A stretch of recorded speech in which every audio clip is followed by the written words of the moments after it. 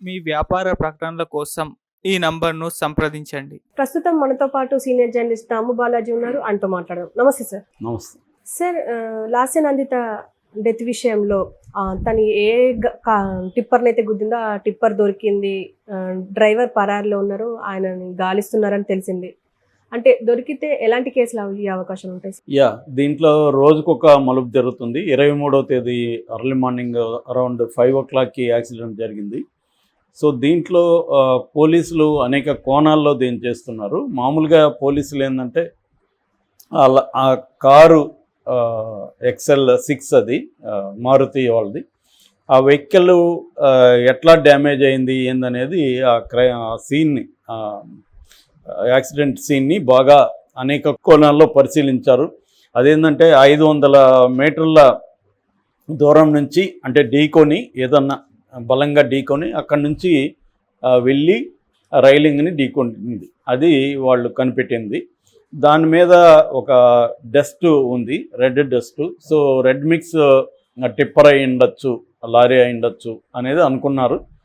So ఆ వైపుగా మొత్తం సీసీటీవీలు ఆ పర్టికులర్ స్పాట్లో సీసీటీవీ లేదు.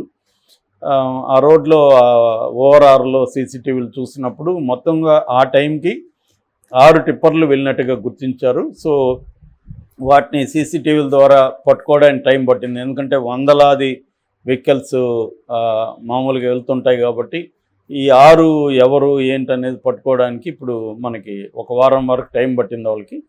సో నిన్న వాళ్ళు ఆ టిప్పర్ని ట్రేస్ చేశారు. ఆ ట్రేస్ చేసి పట్టుకున్నారు. ఆ టిప్పర్ డ్రైవర్ని కూడా అదుపులోకి తీసుకున్నారని చెప్తున్నారు.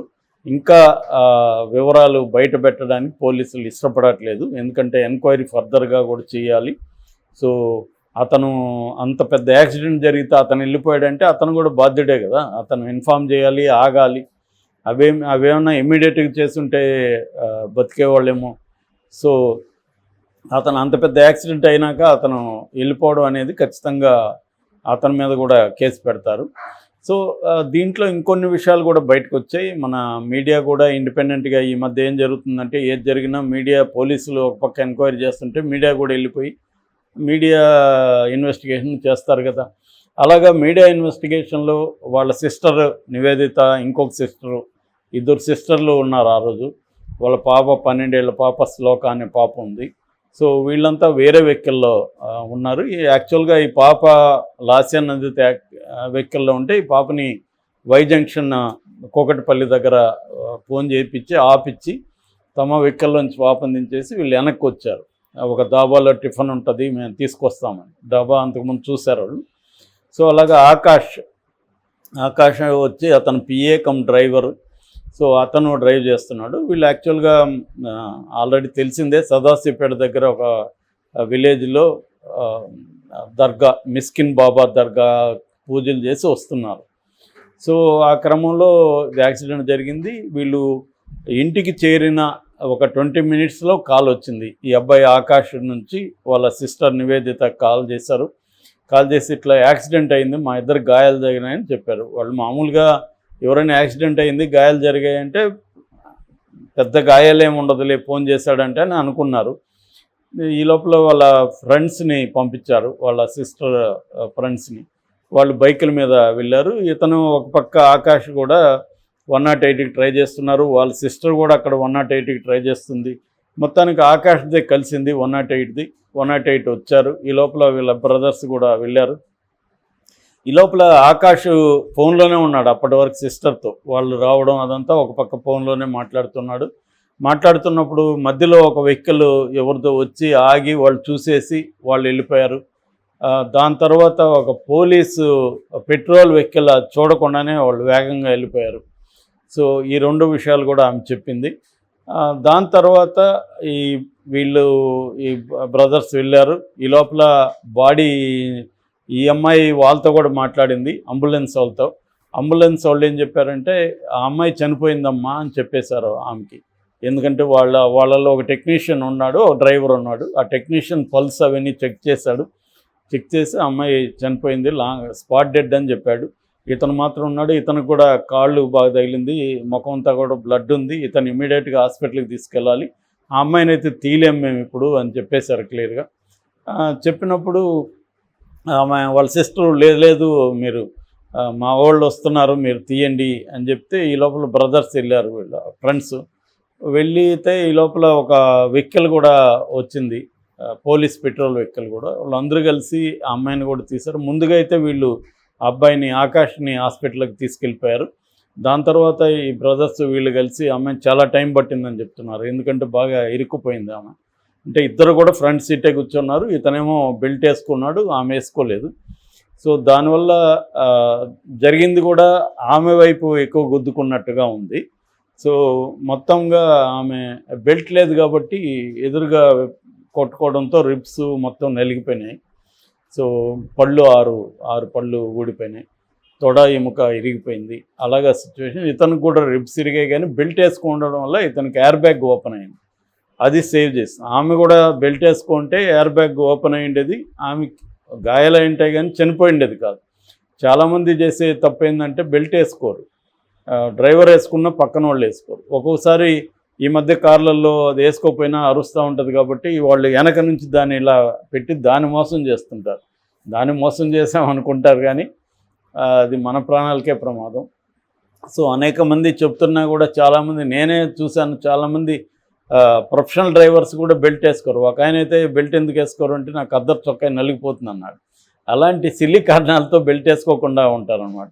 సో మనకి శోభా నాగిరెడ్డి కూడా సేమ్ ఇలాగే, ఆమె ఫ్రంట్ సీట్లో కూర్చొని బెల్ట్ వేసుకోకపోవడం వల్ల గ్లాస్ పగిలి గ్లాసుల నుంచి బయట పడిపోయింది.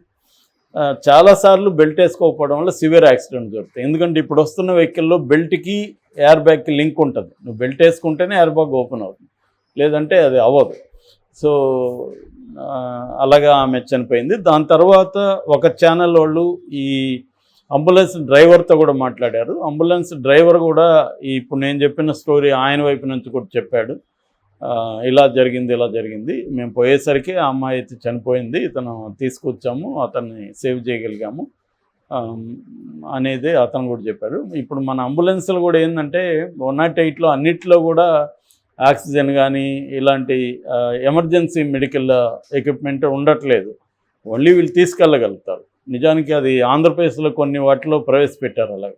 అప్పుడేమవుతుందంటే ఎమర్జెన్సీ ఇమ్మీడియట్గానే అందుతుంది, వీళ్ళ డిస్టెన్స్ కూడా అవసరం లేదు. సో అటువంటివి కూడా మన పాపులేషన్కి సరిపోయే అంబులెన్సులు ఇవన్నీ పెట్టడం కూడా అంత ఈజీ కాదు. బట్ ఏదేమైనా ఆ అబ్బాయిని సేవ్ చేయగలిగారు. అతన్ని తర్వాత పోలీసులు ఆకాష్ని చేసినప్పుడు ఆకాష్ నాకేం గుర్తు లేదని చెప్తున్నాడు. ఒక్కోసారి ట్రామా జరిగినప్పుడు మనకి గుర్తుండకపోవచ్చు, సడన్గా జరిగిందనుకో, మన యాక్సిడెంట్ అంటేనే సడన్గా జరుగుతాయి, సడన్గా జరిగినప్పుడు గుర్తుండదు. సో ఇప్పుడు టిప్పర్ చాలా ఇంపార్టెంట్. నేను అప్పుడు కూడా చెప్పాను, టిప్పర్ని వీళ్ళు గుద్దారా, టిప్పరే వచ్చి గుద్దిందా అనేది కూడా డౌటే. ఎందుకంటే వాళ్ళ సిస్టర్స్ కూడా డౌట్ ఎక్స్ప్రెస్ చేశారు. అట్లాగే ఒక అడ్వకేట్ కూడా దీని మీద డౌట్ ఎక్స్ప్రెస్ చేశారు. ఎందుకంటే ఈమున్న కంటోన్మెంట్ ఏరియాలో ల్యాండ్ వాల్యూస్ చాలా పెద్దవి ఉంటాయి, అక్కడ అనేక పంచాయతీలు గతంలో వీళ్ళ ఫాదర్ చేసేవాడు, ఈమె కూడా చేసింది. సో అట్లా ఎవరన్నా ల్యాండ్ మాఫియా ఉండి ఈమెనేమన్నా ఏదన్నా చేయడానికి ట్రై చేస్తారా అనేది కూడా అనుకున్నారనమాట. సో ఆ యాంగిల్లో పోలీసులు కూడా విచారిస్తున్నారు. ఇప్పుడు టిప్పర్ డ్రైవర్ని కానీ విచారిస్తే ఖచ్చితంగా పోలీసులు అక్కడ నుంచి సమాచారం ఇంత లాగలరు. ఇది నిజంగా ప్యూర్ యాక్సిడెంట్ అయినా లేకపోతే టిప్పర్ ఏమైనా వెనక నుంచి గుద్దిందా, అంటే ముందు నుంచి గుద్దిందా, వెనక నుంచి ఏం కాలేదు కాబట్టి ముందు రివర్స్లో ఏమైనా వచ్చి గుద్దిందా, ఏం జరిగి ఉండొచ్చు అనేది. ఎందుకంటే ఒక్కోసారి మనం ఊహించని లాజిక్ అందని విధంగా జరుగుతుంటాయి యాక్సిడెంట్లు.